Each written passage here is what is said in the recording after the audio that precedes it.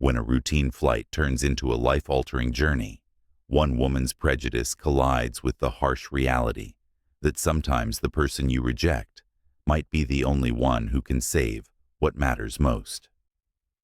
The departure lounge at JFK International Airport buzzed with activity as passengers waited for boarding to begin for Flight 237 to London. Among the crowd sat Dr. Marcus Johnson, a distinguished pediatric surgeon from Boston Children's Hospital. At 42, his salt and pepper hair and warm brown eyes reflected both wisdom and kindness earned through years of saving children's lives. Today, dressed in a casual navy blazer over a light blue button-down shirt, he reviewed his presentation notes for the International Pediatric Surgery Conference, where he would be keynote speaker. 3 rows away, Karen Wilson tapped impatiently on her phone screen, while her 12-year-old son, Tommy, sat quietly beside her, absorbed in a book about space exploration. Karen, a slim woman in her early 40s with highlighted blonde hair and designer sunglasses perched on her head, exuded an air of entitlement that seemed to demand special treatment. "They should have called our zone by now," Karen complained, checking her watch for the 3rd time in 5 minutes. "We paid extra for priority boarding." Tommy barely looked up. "It's okay, Mom. We'll get there." "That's not the point," Karen snapped, loud enough for nearby passengers to glance over. "When you pay for a service, you expect it to be honored." Dr. Johnson couldn't help but overhear the exchange.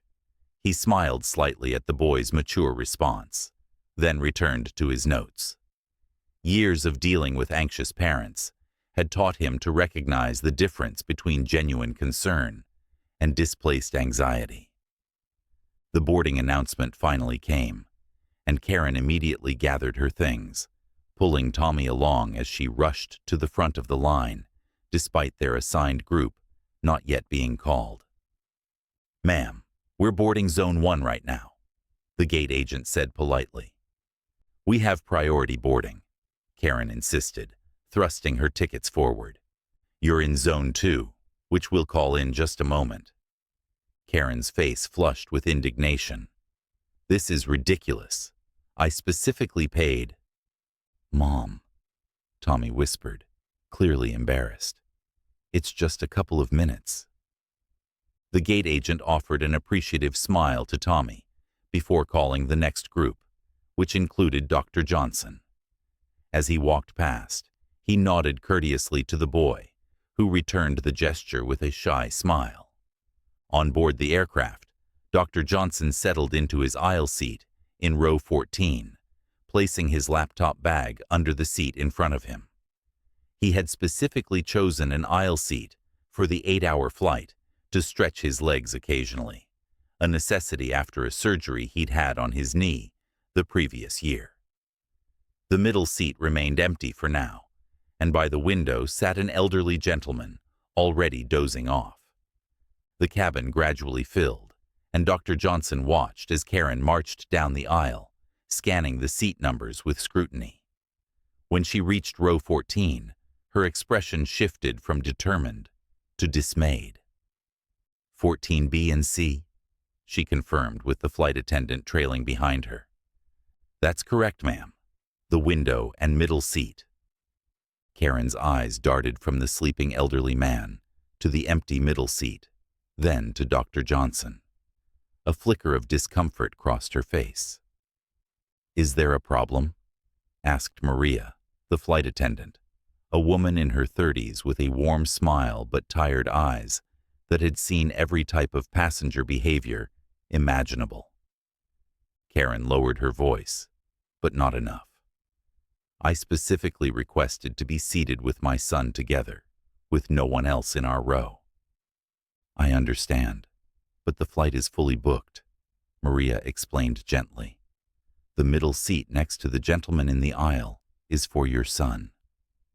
Karen's lips tightened. "Is there anywhere else?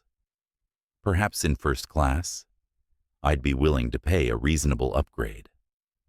"I'm sorry, first class is completely full," As this exchange continued, Dr. Johnson politely stood to allow them access to their seats, but Karen made no move to sit down. Tommy clutched his book, looking increasingly uncomfortable. "Perhaps there's someone willing to switch?" Karen suggested, her voice taking on an edge. Maria scanned the nearly full cabin. "We can ask, but as I mentioned, it's a full flight, and most people have selected their seats in advance." Karen leaned closer to Maria, her voice dropping to what she thought was a whisper. "I don't mean to be difficult, but I'm not comfortable with my son sitting next to, well, you know." Her eyes flicked toward Dr. Johnson. The implication hung in the air like a toxic cloud. Several nearby passengers who overheard shifted uncomfortably in their seats. Tommy's face flushed red with embarrassment. Dr. Johnson had experienced this before: the thinly veiled racism, the assumptions, the dehumanization. His expression remained professionally neutral, but a familiar heaviness settled in his chest. "Ma'am," Maria began, her professional smile now strained. "All of our passengers—" "It's fine, Doctor." Johnson interrupted calmly. "I'd be happy to switch with someone if that would help." Karen's relief was immediate and obvious. "That would be perfect. Thank you." Maria shot Dr. Johnson an apologetic look. "Sir, you don't have to." "I know," he said with a gentle smile. "But it's a long flight, and everyone should be comfortable." The word comfortable carried a weight that wasn't lost on Maria. She nodded, understanding the grace with which he was handling the situation. After some rearrangement, Dr. Johnson was moved to a middle seat, several rows back between two large men, who immediately claimed both armrests. Karen and Tommy took their original seats, with Karen now seated in the middle next to the elderly man, who had slept through the entire exchange. As Dr. Johnson squeezed into his new, more cramped seat, a young black woman across the aisle leaned over. "I saw what happened," she said quietly. "That wasn't right." Dr. Johnson gave her a small smile. "Unfortunately, it's not unfamiliar." "You're too kind. I would have made a scene." He chuckled softly. "In my experience, scenes rarely change hearts, but sometimes unexpected moments do." The aircraft doors closed, and the safety demonstration began. From his new vantage point, Dr. Johnson could see the back of Karen's head, and beside her, Tommy kept glancing back, with an expression that seemed like an apology. As the plane taxied toward the runway, Dr. Johnson closed his eyes and allowed himself to remember. This wasn't the first time he'd faced such treatment, and he doubted it would be the last. 20 years earlier, as a medical student at Johns Hopkins, he had been mistaken for a janitor while wearing scrubs in the hospital hallway.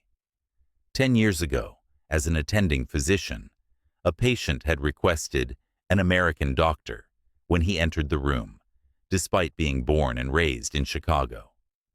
Just last month, at a fundraising gala for the hospital, a donor had asked him to fetch her another glass of champagne, assuming he was part of the waitstaff in his tuxedo. Each incident had left its mark, but each had also strengthened his resolve to excel, to heal, to prove his worth through his work rather than through confrontation.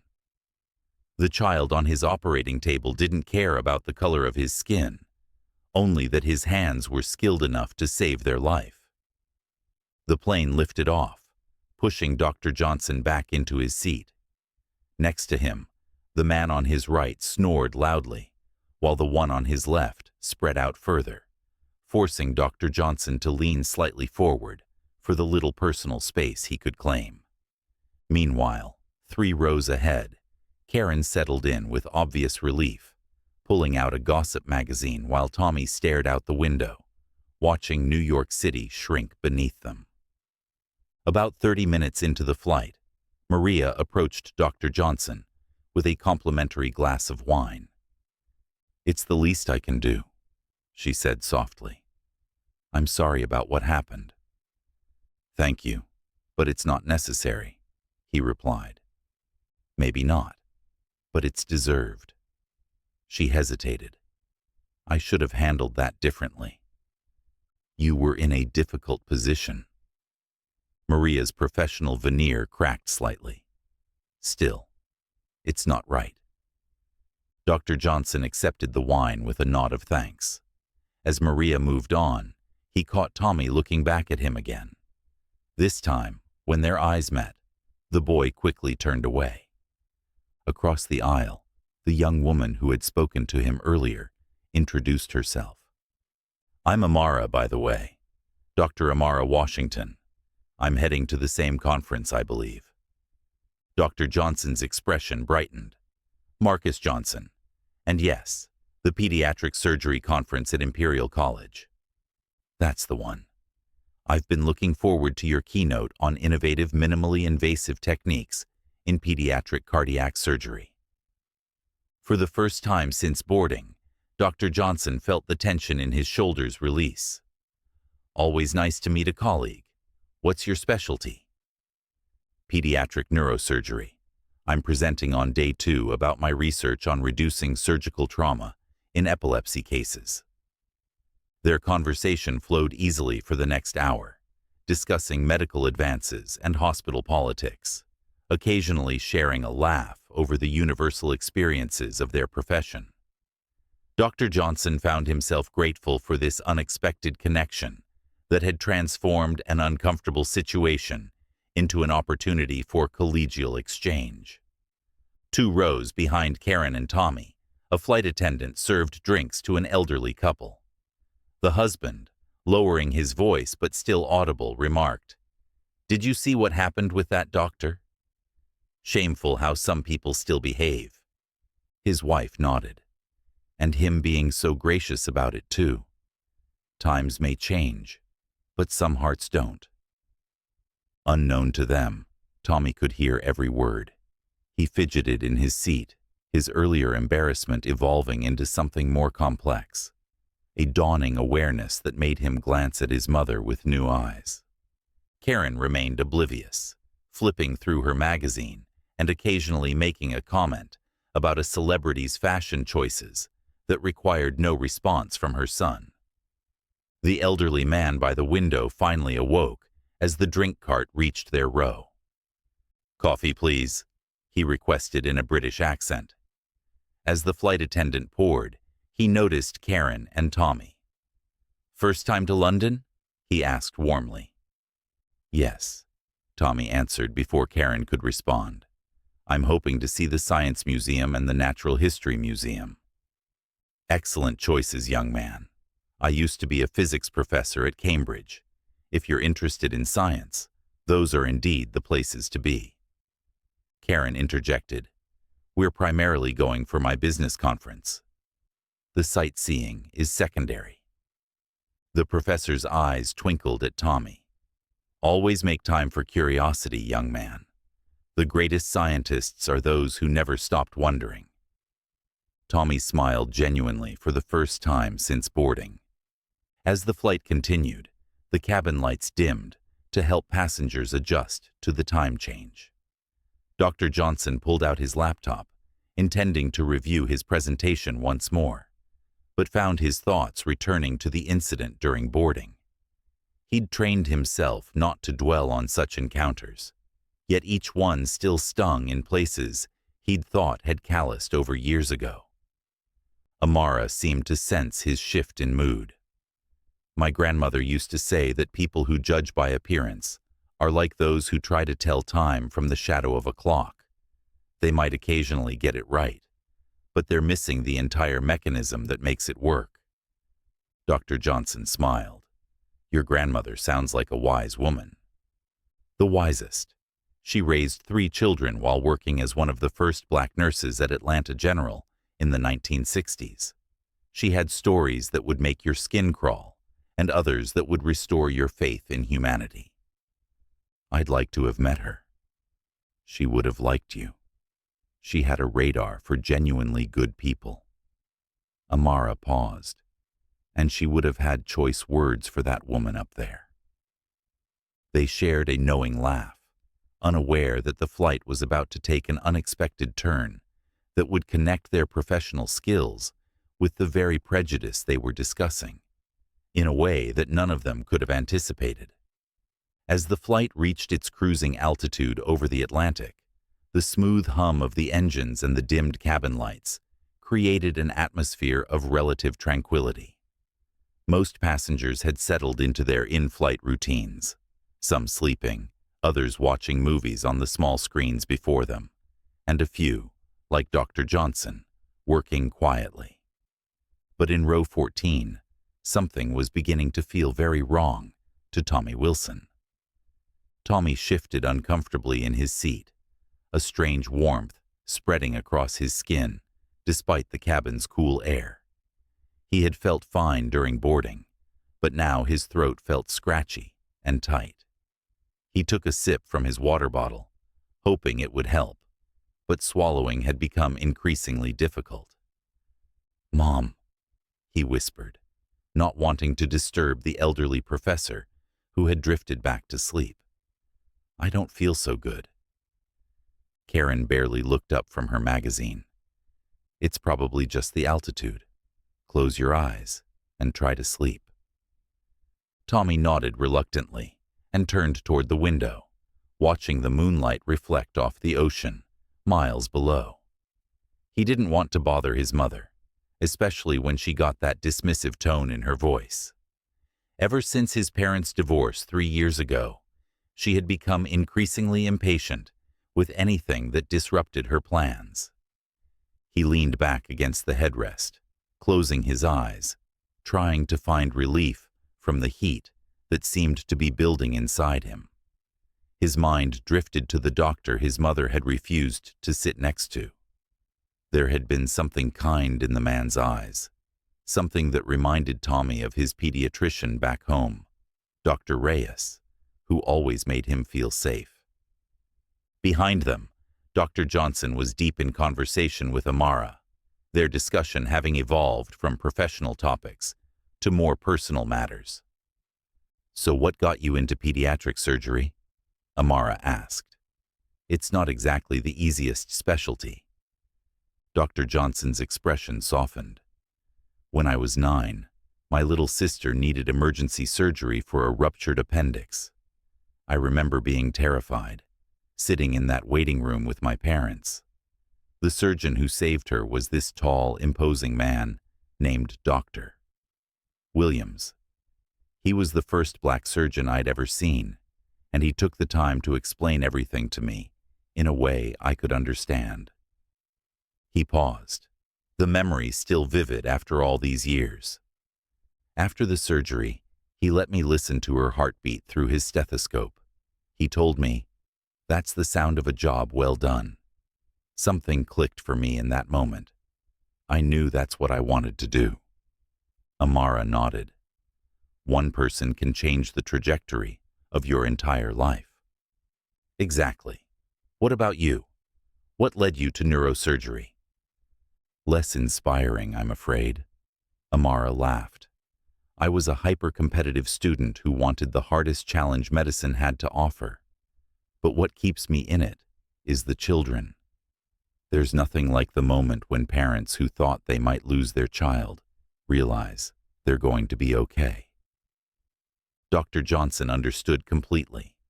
Those moments sustained him through the long hours, the failed cases, and the countless sacrifices his career demanded. "Speaking of challenges," he said, lowering his voice, "how do you handle the additional ones?" Amara didn't need clarification. "You mean being black in a field where people still sometimes mistake me for the janitor when I'm wearing scrubs? Or being a woman in a specialty that's still over 80% male?" "Both, I suppose." She considered the question seriously. "I decided early on that I would let my work speak for itself, but I also don't let things slide the way you did earlier." She gestured toward Karen's seat. though I admire your restraint. Dr. Johnson shrugged. Different approaches for different situations. Sometimes confrontation is necessary. Other times. He trailed off, thinking of the boy who had looked back at him with troubled eyes. Other times, I think about the ripple effects. That boy saw everything. He'll remember how his mother behaved, and he'll remember how I responded. Up in row 14, Tommy's discomfort had escalated dramatically. His breathing had become labored, each inhale a struggle against an increasingly constricted airway. Red blotches had begun to appear on his neck and face, spreading rapidly. "Mom," he gasped, his voice barely audible. "Something's really wrong." This time, Karen looked up, and her annoyance instantly transformed into concern. "Tommy, what's happening?" "Can't breathe." "Right," he managed, tugging at his collar. The professor by the window woke at the commotion and immediately recognized the severity of the situation. "Miss," he said urgently to Karen, "your son needs medical attention now." Karen's hand flew to her mouth as she took in the angry rash spreading across Tommy's face and neck. "Oh my God, Tommy!" She frantically pressed the call button, and Maria appeared within moments. "We need help," Karen said, her voice rising with panic. "My son can't breathe." Maria's eyes widened as she assessed Tommy's condition. The labored breathing, the spreading rash, the swelling beginning around his eyes and lips.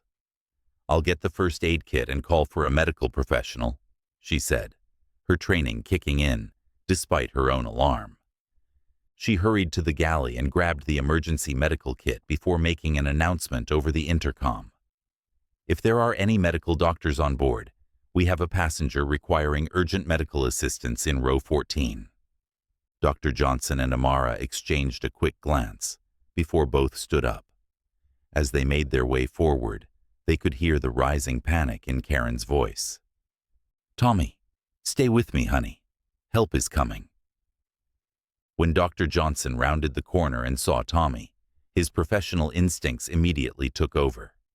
The boy's symptoms were unmistakable. He was having a severe allergic reaction, possibly anaphylaxis. "I'm a doctor," he announced, stepping forward. "Pediatric surgeon." Karen looked up, and for a split second, recognition and something like horror flashed across her face.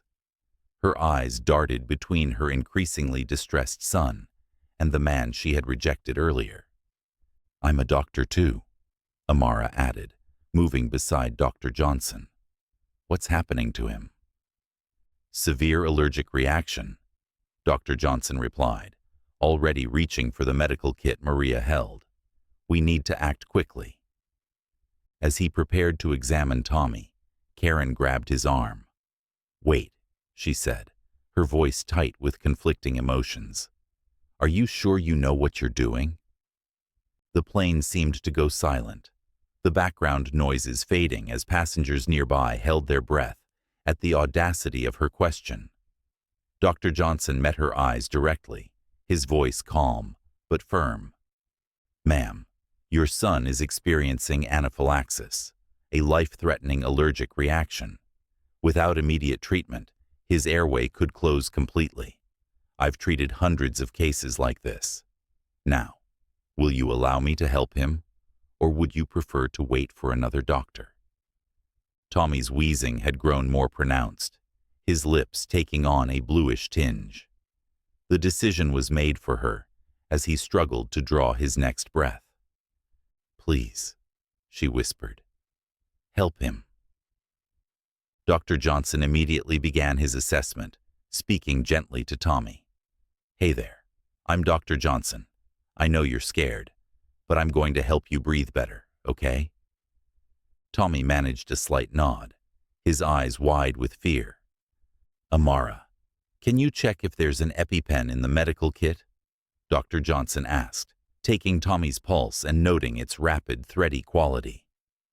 "Found one," she confirmed, handing it to him.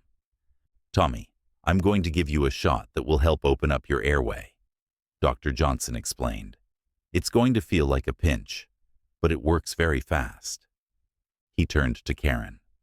"Does Tommy have any known allergies?" She shook her head, tears streaming down her face. "No, nothing serious. Just seasonal allergies and mild reactions to some pets."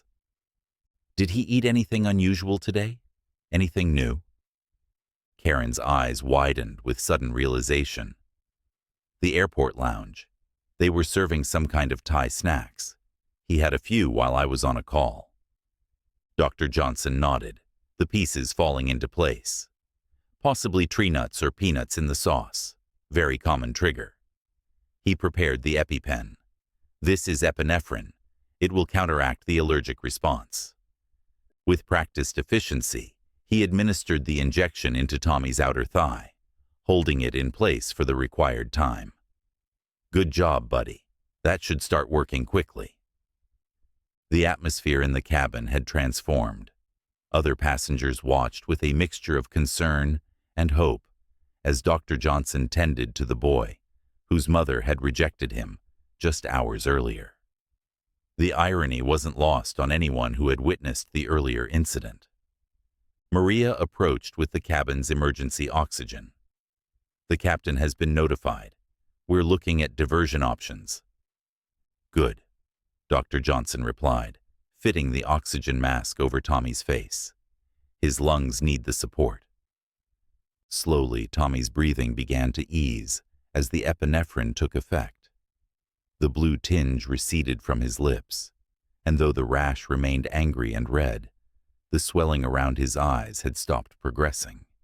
Karen watched with a mixture of relief and shame as Dr. Johnson monitored her son's vital signs with a level of expertise that made it clear he was exactly who he claimed to be, a highly skilled physician.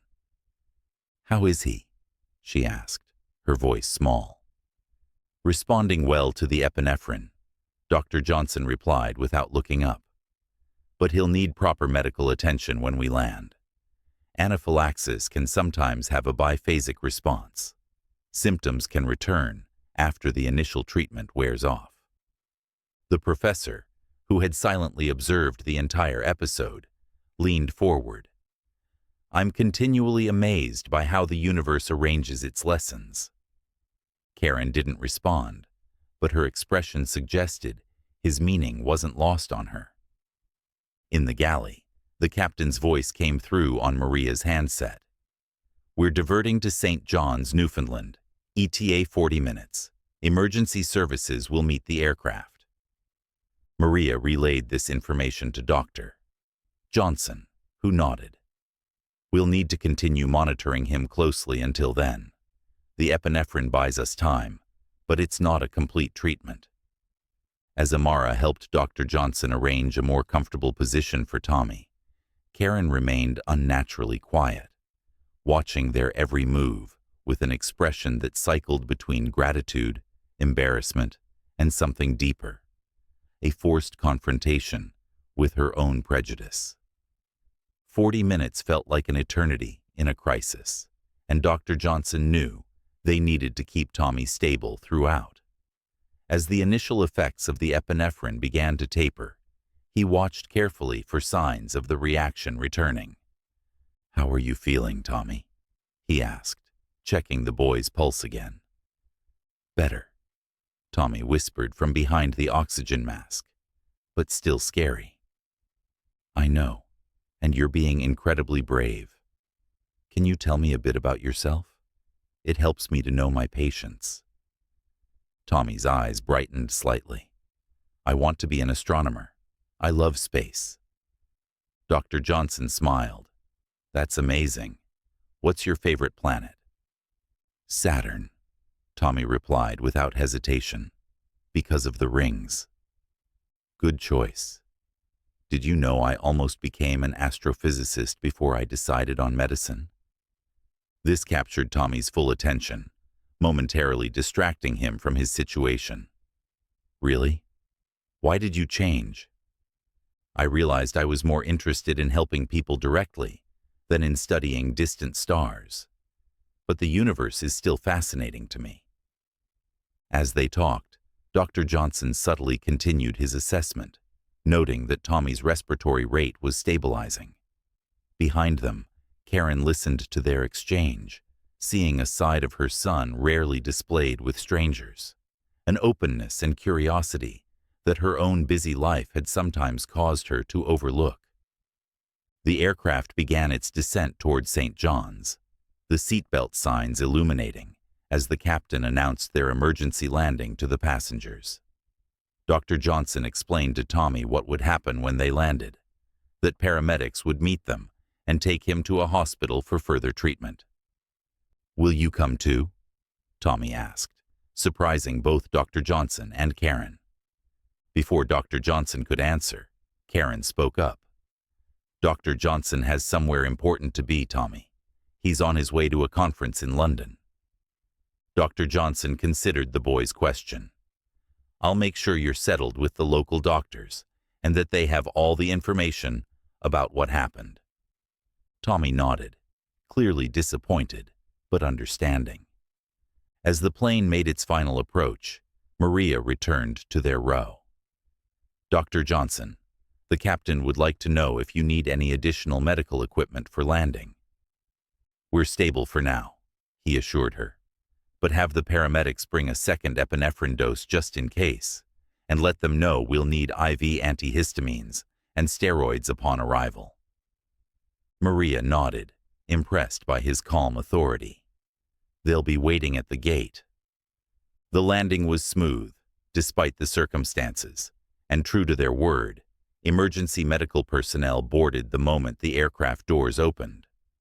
Dr. Johnson provided them with a succinct briefing on Tommy's condition, the treatment administered, and his recommendations for follow-up care. As the paramedics prepared to transfer Tommy to a stretcher, Karen finally addressed Dr. Johnson directly. "You're going to miss your conference because of us," she said, her voice thick with emotion. "Some things are more important than conferences," he replied simply. "Why?" she asked, the word encompassing far more than his willingness to help. "After how I treated you, why would you help us like this?" Dr. Johnson looked at her thoughtfully. "Because that's who I am, Ms. Wilson, and more importantly, because that's who Tommy needed me to be today." The paramedics were ready to move. "We can take it from here, Doctor," one of them said. Dr. Johnson nodded and turned to Tommy. "You're in good hands now. Keep learning about those stars, okay?" Tommy managed a weak smile from behind his oxygen mask. "Thank you for saving me." As they prepared to depart, Karen hesitated, clearly struggling with what to say. The weight of her earlier behavior hung between them, demanding acknowledgement. "Dr. Johnson," she began, tears welling in her eyes. "I don't know how to—" But before she could finish, Tommy's condition suddenly deteriorated. "Oxygen saturation dropping. He's going into secondary shock," the paramedic announced, as Tommy's body went limp, his lips turning blue again, despite the oxygen. In an instant, Dr. Johnson was back at Tommy's side, his earlier calm giving way to urgent action. "Biphasic reaction," he diagnosed. "We need another epinephrine dose now." The paramedic fumbled with his kit, clearly rattled by the sudden deterioration. "I need to check the protocol." "There's no time," Dr. Johnson cut in, his voice authoritative. "I'm taking responsibility. Second EpiPen, now." Karen stood frozen in terror as her son's life hung in the balance for the second time in an hour. The cabin had become a blur of activity, passengers being urgently ushered off the plane to make room for the emergency response. "Mom," Tommy managed to gasp, his voice barely audible, eyes wide with fear. Karen grabbed his hand. "I'm here, baby. Dr. Johnson is going to help you." The paramedic handed over the second EpiPen, and Dr. Johnson administered it with practiced precision. "Tommy, stay with us," he urged, his voice both professional and gentle. "This will work even faster than the first one." Tommy's eyes remained locked on Dr. Johnson's face, finding reassurance in the doctor's steady gaze, even as his body fought to breathe. "We need to get him to the hospital immediately," Dr. Johnson told the paramedics. "Fourth access on the way, fluid support, and have dexamethasone ready." As they prepared to move Tommy, Dr. Johnson turned to Karen. "I'm going with him." It wasn't a question or an offer. It was a statement of fact. This child was his patient now, and he wouldn't leave until he was stable. Karen nodded, tears streaming down her face. "Thank you," she whispered, the words wholly inadequate for what was transpiring. Together they moved through the jetway and into the waiting ambulance doctor. Johnson continuing to monitor Tommy's vital signs while relaying information to the paramedics. Amara had remained on the plane, promising to collect their carry-on luggage and follow to the hospital. Inside the ambulance, Tommy began responding to the second dose of epinephrine, his breathing easing slightly as the medication fought against his body's severe allergic response. "Good job, Tommy," Dr. Johnson encouraged. "We're going to get you feeling better very soon." Karen sat opposite, watching in a daze as this man, the same man she had refused to sit beside just hours earlier, worked with complete focus to save her son. The reality of her earlier behavior crashed over her in waves of shame. "St. John's General is 3 minutes out," the driver called back. Dr. Johnson nodded, not taking his eyes off Tommy. "Tell them to prepare for pediatric anaphylaxis, possible biphasic reaction, requiring intensive monitoring." Throughout the short journey, he kept talking to Tommy, asking about his favorite space facts, keeping the boy's mind engaged, even as his body fought its invisible battle. "Did you know," Tommy wheezed through his mask, "that one day on Venus is longer than 1 year?" "I did not know that," Dr. Johnson replied with genuine interest. "Tell me more when we get you all fixed up." The ambulance pulled into the emergency bay, where a team of medical staff waited.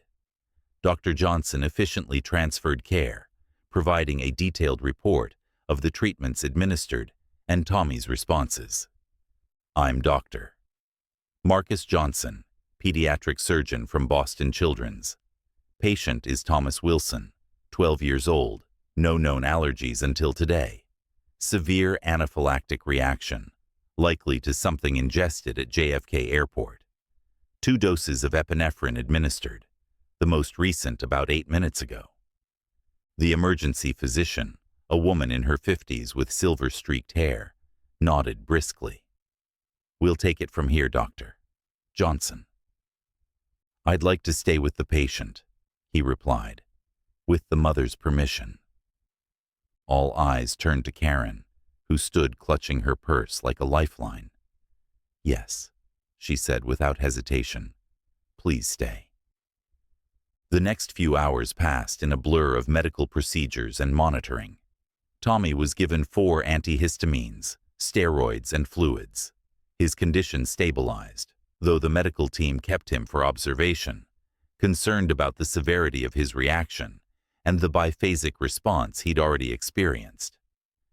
Karen sat by Tommy's bedside in the pediatric ward, watching her son's chest rise and fall with each breath, now mercifully easier than before. Dr. Johnson had stepped out to make some calls, including one to the conference organizers, explaining his delayed arrival. When he returned, Karen looked up with red-rimmed eyes. "They said he'll be okay," she said softly, "because of you." Dr. Johnson took the seat beside her. "He's a strong kid, and the medical team here is excellent. But if you hadn't been there..." She couldn't finish the sentence. the alternative too terrifying to voice. A heavy silence fell between them, filled with unspoken acknowledgments. Finally, Karen gathered her courage. "What I did on the plane," she began, her voice cracking. "The way I behaved. I don't know how to apologize for something like that." Dr. Johnson studied her face, seeing genuine remorse. "May I ask you something, Ms. Wilson?" She nodded, bracing herself.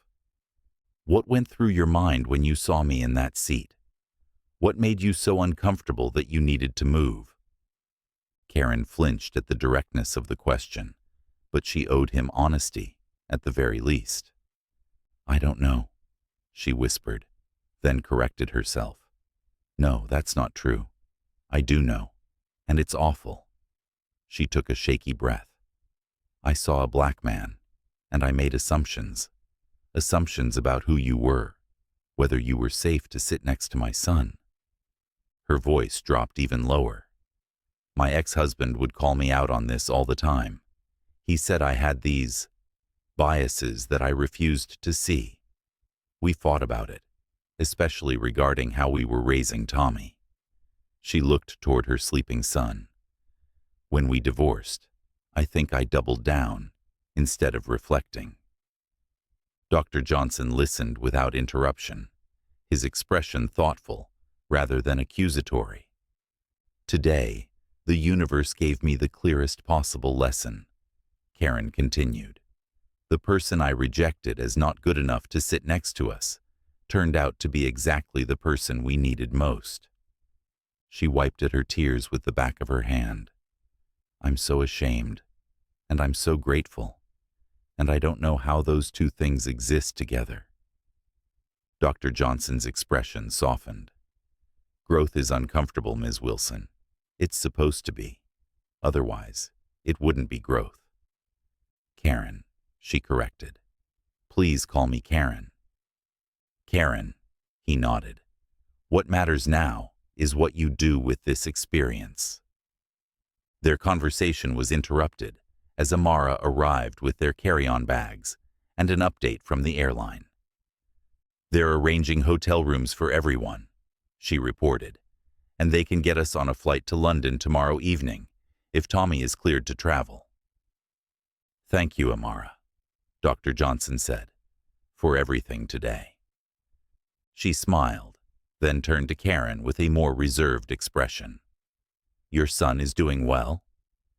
"Yes," Karen replied, meeting Amara's gaze directly. "Thanks to both of you. I don't deserve your kindness, but I'm grateful for it."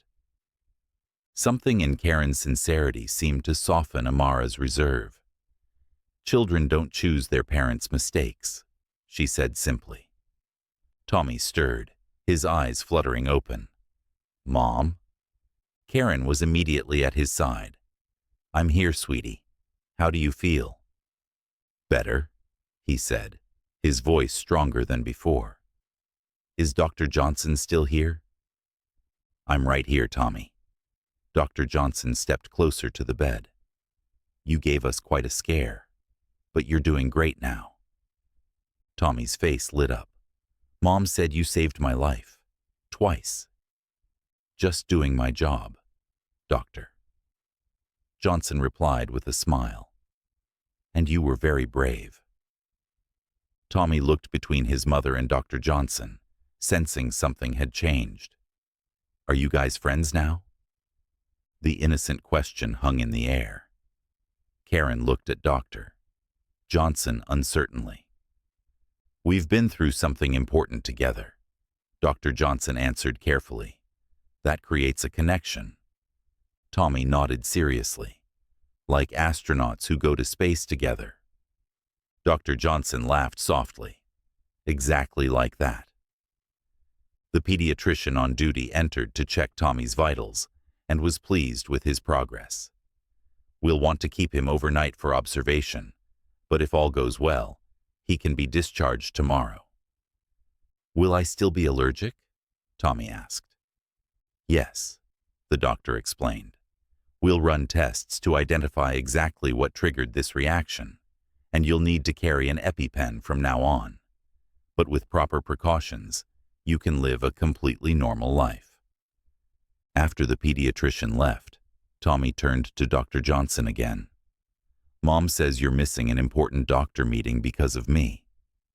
"It's a conference," Dr. Johnson corrected gently. "And yes, I'm missing the opening, but sometimes life presents us with more important work." "I'm sorry," Tommy said. "Don't be. I'm exactly where I need to be right now." Karen watched this exchange, seeing how naturally Dr. Johnson interacted with her son, the respect with which he addressed Tommy's concerns. She saw, too, how Tommy responded to being taken seriously, his innate curiosity encouraged rather than dismissed. Later that evening, after Tommy had fallen asleep and Amara had gone to check into the hotel, Karen and Dr. Johnson stood by the window of the hospital room, watching as lights began to illuminate the unfamiliar city around them. "You know," Karen said quietly, "when Tommy's father and I divorced, I became so focused on proving I could handle everything alone that I stopped listening to Tommy. Really listening." Dr. Johnson nodded. "Single parenting is incredibly difficult. That's not an excuse for becoming the kind of person who would behave as I did today." "No," he agreed. "But understanding the path that led you there matters if you want to find a different way forward." She turned to face him fully. "How are you so, I don't know, compassionate, after what I did?" Dr. Johnson considered this question carefully. "I've learned that holding on to anger hurts me more than the person who caused it. And I've seen too many people in my operating room, people of every color, background, and belief, to hold on to the idea that any of those differences matter when it comes to our shared humanity." He glanced at Tommy's sleeping form. "Besides, that boy needs his mother to be whole and growing, not broken by shame." Karen blinked back fresh tears. "I don't know how to make this right." "You start by acknowledging what happened, which you've done. Then you commit to being different tomorrow than you were yesterday." He paused. "And maybe you have some honest conversations with Tommy about what happened today and why." "He's going to be so disappointed in me," Karen whispered. "Perhaps. But kids are remarkably forgiving when they see authentic change. They're also incredibly perceptive about inauthenticity." Tommy stirred again, mumbling something about stars in his sleep. Both adults smiled, reminded of the resilience of childhood. "You should get some rest, Doctor," Johnson suggested. "Tomorrow will be another full day." Karen nodded. Will you be here in the morning?" "I will. I don't leave my patients until I'm sure they're stable." As he turned to go, Karen spoke once more. "Dr. Johnson, Marcus, thank you doesn't begin to cover it, but thank you. Not just for saving Tommy, but for showing me something about humanity that I'd forgotten." He smiled genuinely. "Good night, Karen." The next morning brought sunshine streaming through the hospital windows and good news from the medical team. Tommy's tests all showed improvement, and he was cleared for discharge with prescriptions, an EpiPen, and instructions for follow-up care. As they prepared to leave, Tommy surprised everyone by asking, "Dr. Johnson, are you a teacher too, or just a doctor?" "I teach medical students and residents, but I'm primarily a surgeon." "Why do you ask?" "Because I was thinking," Tommy said with the directness of childhood, "that maybe instead of being an astronomer, I might want to be a doctor, like you." Dr. Johnson smiled, touched by the boy's words. "That's a big decision, but if you're interested in medicine, I'd be happy to tell you more about it." "Really?" Tommy's face lit up. "Really," Dr. Johnson confirmed. "In fact, If your mom agrees, you could come visit Boston Children's Hospital sometime. I could show you around, introduce you to some colleagues. Karen looked stunned by the offer. You'd do that? After everything? Especially after everything, Dr. Johnson replied. Sometimes the most important changes begin with the most difficult moments. As they parted ways at the hospital, Dr. Johnson and Amara heading to catch their rescheduled flight to London, Karen and Tommy to a hotel where they would rest before continuing their journey. Something fundamental had shifted. Tommy hugged Dr. Johnson goodbye with the uncomplicated gratitude of a child whose life had been saved. Karen's farewell was more complex, laden with the weight of her actions and the hope of redemption. Safe travels, Doctor, Johnson said simply. You too, Karen replied. Then, with newfound humility, she added, and if you're ever in Chicago, we owe you dinner, at the very least. I'll hold you to that, he smiled. As Dr. Johnson walked away, Tommy looked up at his mother. Mom, why did you want to change seats on the plane yesterday? Karen took a deep breath. This was the beginning of the conversations Dr. Johnson had suggested, the necessary honesty that might help both of them grow. Let's talk about that, Tommy, she said, taking his hand. It's an important conversation, and I think we're both ready for it. Halfway down the corridor, Dr. Johnson glanced back, witnessing this small but significant moment between mother and son. Whatever happened next would be up to them, but he had done what he could, not just saving a life, but perhaps helping to change one. Powerful lesson back there, Amara commented as they walked toward the taxi stand. For all of us, I think, Dr. Johnson replied. Will you tell this story in your keynote? He considered the question. Not the details. Those belong to Tommy and Karen. But perhaps the essence, how the barriers we build between ourselves and others can collapse in an instant when what matters most is at stake.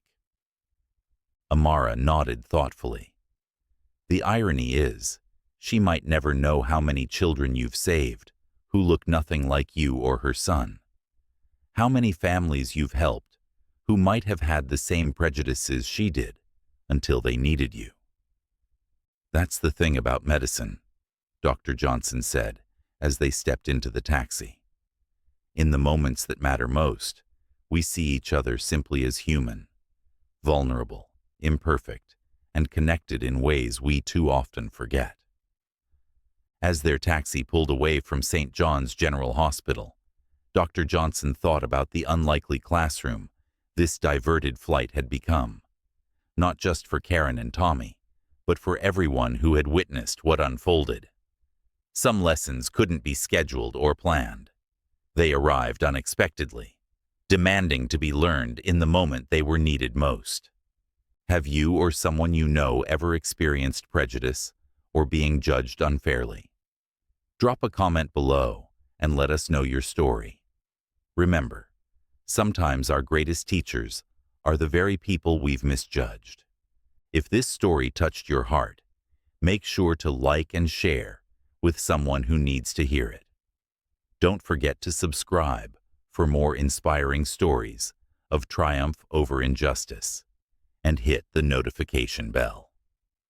Thank you for watching, and see you in the next video.